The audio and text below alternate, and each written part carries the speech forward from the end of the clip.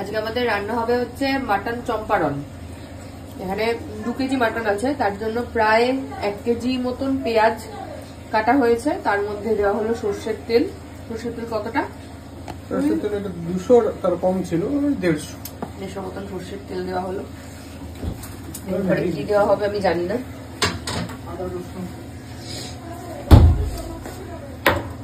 আদা আর রসুন পেস্ট।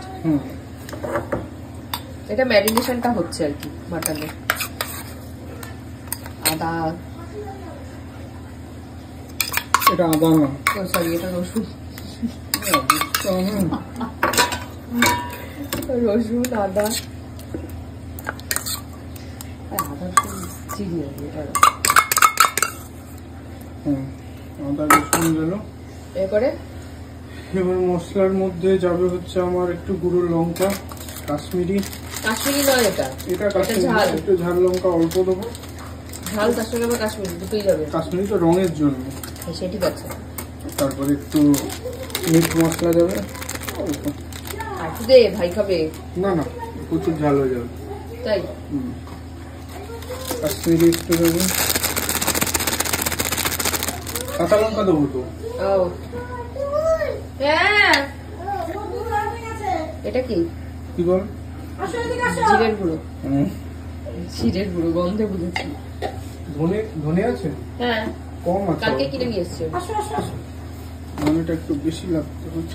দিয়ে দে আছে আর একটা প্যাকেট। ধনের গুঁড়ো, জিরের গুঁড়ো, 2 রকমের লঙ্কার গুঁড়ো, একটু হলুদ। হ্যাঁ হলুদ দিশে, হলুদ দিশে। নুন দিবি না? নুন দেবো, মাংসটাকে ঢেলে নুন দিলে বেটার হবে। আচ্ছা, এরপরে পড়ছে মিট মশলা।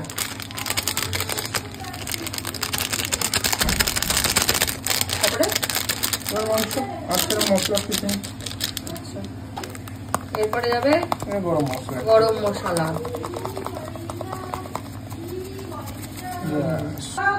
এবারে যাচ্ছে মাংসগুলো দিই, তারপরে নুন দেবো।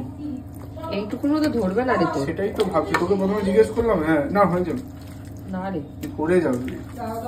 তাহলে দুটোতে ভাগ করে নি। ম্যারিনেট করার সাথে যাই হোক, তুই মাংসটাকে আবার ম্যারিনেশনের পর দেখাচ্ছি। মাটন ভরে গেছে, এরপরে যাবে নুন। এটা কিন্তু রক সল্ট, বুঝে দিবি।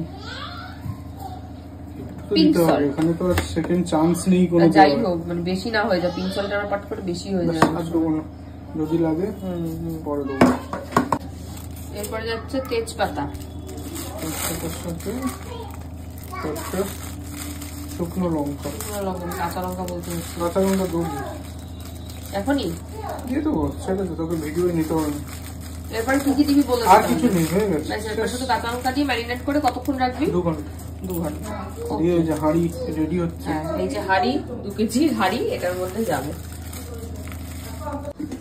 ম্যারিনেশন। ডান অরিন্দমের। বাহ, এটাকেই শুধু হাঁড়িতে বসিয়ে দিবি। চলো 2 ঘন্টা থাক এরকম।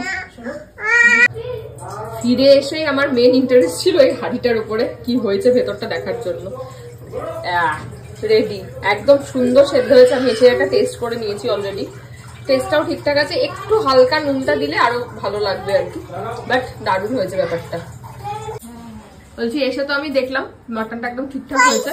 ম্যারিনেশন করার পর তার কোনো ভিডিও নেই, কি করলি একটু জাস্ট প্রসিডিউরটা বল। শুধু হাঁড়িতে করে বসালাম, আর মাঝে মাঝে প্রতি 20 মিনিটে একবার হাঁড়িকে এরকম করে ঝাঁকিয়ে দিয়েছিলাম, বাস। আর কিছু না। হাতা দিয়ে নাড়াসনি? হাতা দিয়ে পুরো আটা দিয়ে আটকানো ছিল, পুরো সিল করা ছিল। সিল করা মুখটা করে শুধু 2 প্রায় মিনিট পর 1 ঘন্টা 40 মিনিটের মতো রেখে। 1 ঘন্টা 40 মিনিট। আর একটা রসুন দেখলাম ভিতরে দিয়ে, গোটা রসুন শুধু দিয়ে দিয়েছি। ওটা দিতে ভুলে গেছিলাম, ওটা পরে যখন খুলি তারপর দিই। ঠিক আছে, বাট সুন্দর হয়েছে।